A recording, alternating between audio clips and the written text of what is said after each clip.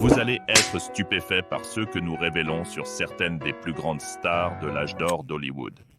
Dans la vidéo d'aujourd'hui, nous dévoilons les 5 plus grands secrets lesbiens qui vont vous surprendre.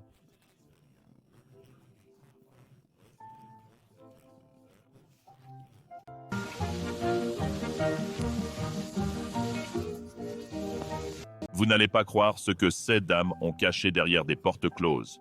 Numéro 5. Tallulah Bankhead. Connue pour sa personnalité débordante et son attitude sans excuse, Bankhead était une figure emblématique du monde du divertissement. Non seulement elle était une talentueuse actrice de théâtre, mais elle a également eu un impact significatif à la radio, au cinéma et à la télévision.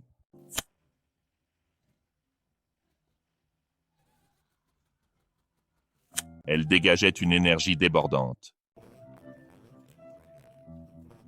Affamée et sans aucun doute, elle cherchait constamment le sexe sous toutes ses formes. Fin de citation. Au début de l'histoire, Hope Williams avait 19 ans lorsqu'elle a introduit Tallulah, âgée de 16 ans, dans le monde du sexe lesbien. Et elle s'y est plutôt fichument bien adaptée, il faut le dire. L'ouverture de Lloyd quant à sa sexualité était une rareté pendant l'âge d'or d'Hollywood. Elle assumait ses désirs et entretenait des relations tant avec des hommes qu'avec des femmes. En fait, il est difficile de trouver une femme lesbienne ou bisexuelle de cette époque qui ne soit pas soupçonnée d'avoir eu une liaison romantique avec Tallulah. Parmi ses prétendus amants figuraient certains des noms les plus célèbres de l'époque, dont Greta Garbo, Hope Williams, Beatrice Lillie, Patsy Kelly, Catherine Cornell, Billie Holiday, Libby Holman, Hattie McDaniel, Eva la Gallienne, Barbara Stanwyck et Mercedes de Acosta. Encaissé, l'esprit aventureux de Bankhead et son appétit insatiable pour l'amour et le plaisir l'ont conduite à explorer toutes sortes de relations. Malgré son bref mariage avec l'acteur John Emery pendant 4 ans, Bankhead n'a jamais contracté un autre mariage. Elle déclarait ouvertement son désintérêt pour les engagements à long terme et se délectait de l'éphémère nature de ses aventures amoureuses. Elle n'a pas été surprise par les conclusions du rapport Kinsey qui ont éclairé la sexualité humaine. D'après elle, le rapport Kinsey ne l'a pas du tout surprise. Elle a déclaré, je cite, « J'ai eu de nombreuses liaisons amoureuses éphémères. Beaucoup de ces romances impromptues ont connu une fin peu généralement approuvée. Je m'y lance de façon impulsive. Je méprise toute idée de leur permanence. J'oublie la fièvre qui y est associée quand un nouvel intérêt se présente. » Bankhead.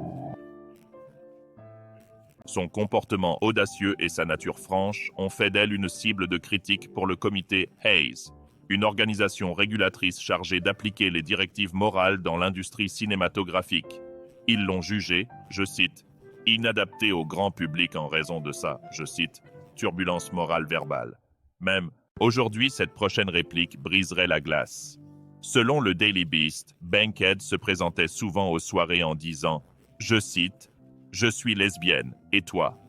Il s'agissait apparemment d'une réponse rusée aux rumeurs sur ses aventures amoureuses avec des femmes. Son prétendu entourage, je cite, « intime ». Les amitiés étant maladroitement mentionnées dans un magazine appelé Broadway Brevices. Il y eut un scandale de son vivant au sujet de sa prétendue liaison avec Eva le Gallien. Tout au long de sa carrière, Bankhead est restée fidèle à elle-même et n'a jamais hésité à embrasser ses désirs. J'étais rapide, à le voir de près, assis avec 1000 rêves. Ses supposées relations avec Mercedes de Acosta, Greta Garbo, Hope Williams et Barbara Stanwyck ne firent qu'ajouter à son mystère et consolider son statut de pionnière en défiant les normes sociales. Selon les rapports, elle aurait prétendument déclaré un jour « Je veux tout essayer au moins une fois ». Et je cite, « Le sexe conventionnel me donne la claustrophobie ».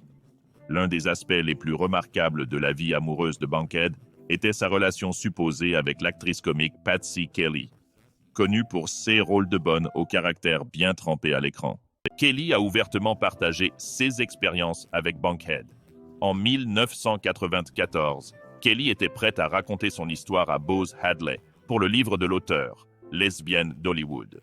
Kelly a affirmé qu'elle et Bankhead avaient entretenu une relation amoureuse pendant longtemps. Citation. C'était de temps en temps et cela dépendait surtout de l'humeur de Tallulah, elle prétendait. Citation. Quand elle se laissait prendre par un homme, elle devenait tout à fait hétéro pour nous. Fin de citation. Numéro 4. Greta Garbo. Une véritable icône de l'âge d'or d'Hollywood, Garbo. Connue pour sa beauté envoûtante, sa personnalité énigmatique et sa légendaire discrétion, elle a laissé une empreinte indélébile dans l'industrie du cinéma.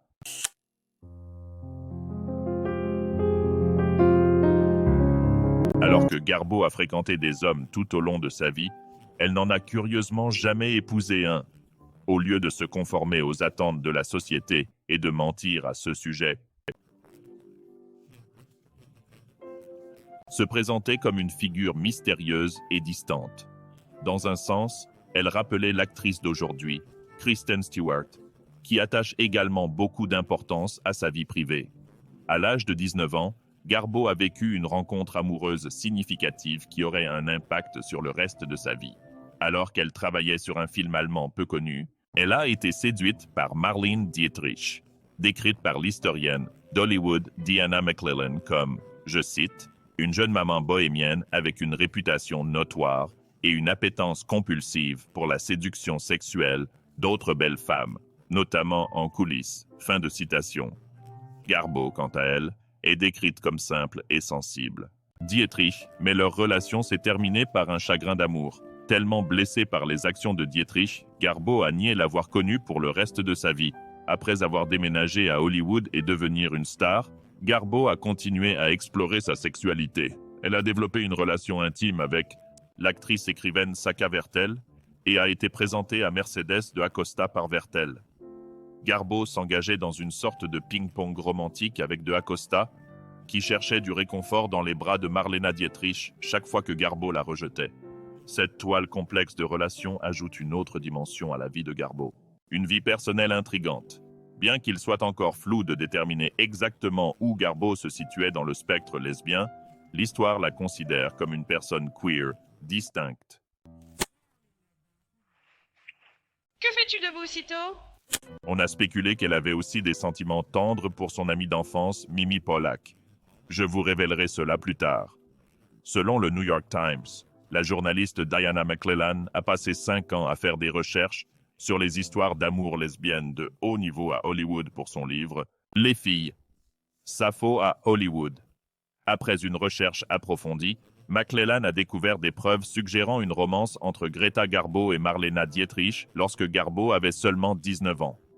McClellan soupçonne que cette liaison présumée a influencé une grande partie de la vie de Garbo par la suite, incluant son mystère, son inscrutabilité et, citation, son obsession pour la vie privée. Le film The Joyless Streak, sorti en 1925, mettait en vedette Dietrich, que McClellan prétendait avoir, citation, un appétit compulsif pour la séduction sexuelle d'autres femmes magnifiques, prétendument couchant avec, citation, la simple, un Suédois de 19 ans sensible, et Garbo aurait apparemment qualifié les liaisons amoureuses lesbiennes de secrets passionnants. Au revoir, chérie.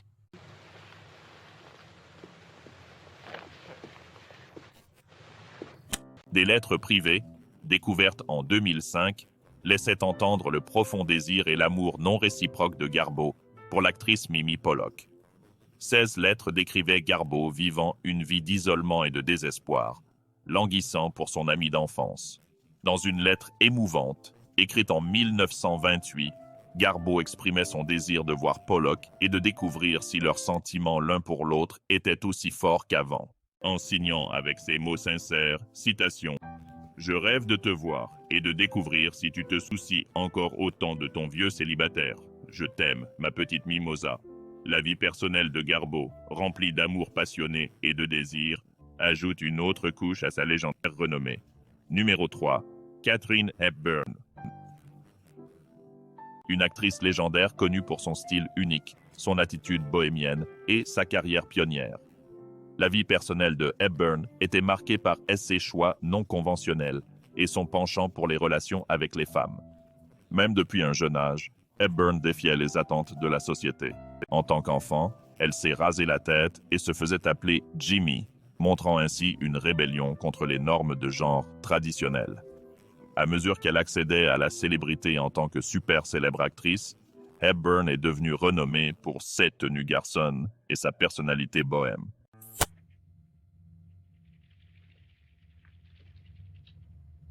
Cependant, son refus de se conformer aux normes sociales n'est pas passé inaperçu, car la troisième épouse de son agent l'a tristement qualifiée de sale gouine. Le premier supposé relation d'Hepburn était avec son amie d'université Laura Harding, marquant le début de son exploration de l'amour entre personnes du même sexe. Au fil du temps, elle s'est forgée une réputation d'avoir une appétence insatiable pour les femmes. Selon Scotty Bowers, un ancien souteneur et auteur de Full Service, Hepburn sollicitait fréquemment son aide pour trouver des jeunes femmes aux cheveux sombres qui n'étaient pas excessivement maquillées. Hepburn prétendait avoir facilité des rencontres avec plus de 150 femmes différentes pour l'actrice qui a remporté 4 fois l'Oscar, soulignant la nature changeante de Hepburn dans ses aventures amoureuses. L'une de ses relations les plus remarquables était avec une beauté de 17 ans nommée Barbara. Selon les rumeurs, Hepburn serait tombée éperdument amoureuse de Barbara et lui aurait même offert une toute nouvelle Ford Fairlane bicolore en signe de son affection. Leur lien a duré de manière incroyable pendant 49 ans et, d'après les informations de BuzzFeed, Barbara a reçu une lettre mystérieuse des avocats de Hepburn seulement 3 mois avant le décès de l'actrice en 2003. La lettre aurait prétendument contenu un chèque de 100 $, laissant derrière elle une traînée d'intrigues entourant leur relation. Les relations d'Hepburn avec les femmes, y compris Laura Harding, les nombreuses rencontres facilitées par Scotty Bowers et sa connexion durable avec Barbara éclairent son exploration. Son approche fluide des relations a remis en question les conventions de son époque et a démontré sa volonté d'embrasser sa véritable personnalité. Numéro 2. Marlena Dietrich. Elle était une icône glamour d'Hollywood connue pour son attitude sans excuse et sa présence magnétique. Les relations et amants présumés de Dietrich révèlent une personne complexe et à multiples facettes qui défiait les attentes de la société. Le critique de cinéma Kenneth Tynan a un jour décrit Dietrich comme ayant, je cite, « du sexe, mais pas de genre positif ». Sa marque unique de masculinité séduisait les femmes tandis que sa sensualité indéniable captivait les hommes. Le voyage de Dietrich a commencé dans le vibrant monde artistique centré sur les arts de la berlingue gay des années 1920, avant qu'elle ne déménage aux États-Unis et devienne l'une des plus grandes stars féminines d'Hollywood. Sa vie amoureuse était un témoignage de sa nature libre d'esprit, alors qu'elle entretenait des liaisons avec des hommes et des femmes. L'impact de Dietrich dépassait ses relations personnelles. Elle défiait les normes sociales en portant des pantalons et des smokings à l'écran. Changea jamais la façon dont les femmes pensaient à la mode. Sa représentation de personnage fort et séduisant, ainsi que sa volonté d'échanger des baisers avec des femmes à l'écran, dès 1930, ont mis en lumière son acceptation sans concession de sa propre sexualité. Parmi ses liaisons romantiques présumées, Dietrich était lié à des figures importantes telles que Kay Francis, Edith Piaf et Mercedes de Acosta. Cependant, l'une des connexions les plus intrigantes était une autre légende d'Hollywood, Greta Garbo, d'après la journaliste Diana McClellan dans son livre « Les filles ». Se sont engagés dans une affaire secrète. McClellan suggère que leur relation s'est si mal terminée que Garbo a refusé de reconnaître l'existence de Dietrich pour le reste de leur vie. Il est intéressant de noter que Dietrich et Garbo étaient également liés à la poétesse Mercedes de Acosta et l'écrivain Éric Maria Remarque pendant cette période. La fille de Dietrich, Maria Riva, a éclairé davantage la complexité de la sexualité de sa mère dans un livre dévoilant tout en 1992. Bien que Dietrich soit resté marié au producteur de cinéma Rudolf Sieber, Riva a révélé que sa mère avait des liaisons avec des hommes, comme moyen de les contrôler et de les manipuler. Fin de citation. Et non pas parce qu'elle en tirait du plaisir. En revanche, ces liaisons avec des femmes étaient supposément beaucoup plus satisfaisantes pour elle. Il est important de souligner que les critiques ont hésité à qualifier Dietrich de cette manière. aussi bisexuel que sa sexualité transcende les catégories traditionnelles du cinéma.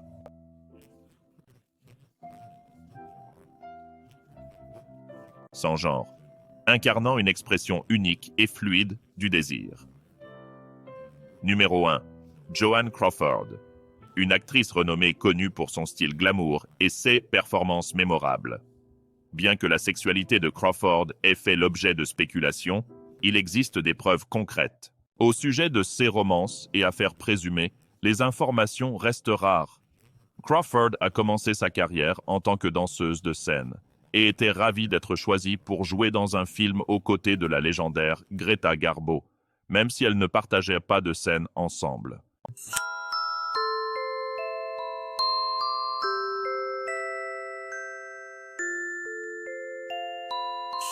Quand elles se sont enfin rencontrées, Garbo a pris le visage de Crawford entre ses mains et a exprimé son regret de ne pas avoir eu l'occasion de travailler ensemble. Crawford a ensuite réfléchi à cette rencontre, déclarant « Si jamais il y a eu un moment dans ma vie où j'aurais pu être lesbienne, c'était ça ». Cependant, il est essentiel de reconnaître que cette remarque aurait pu être faite en plaisantant, plutôt que comme une réflexion sérieuse sur sa sexualité.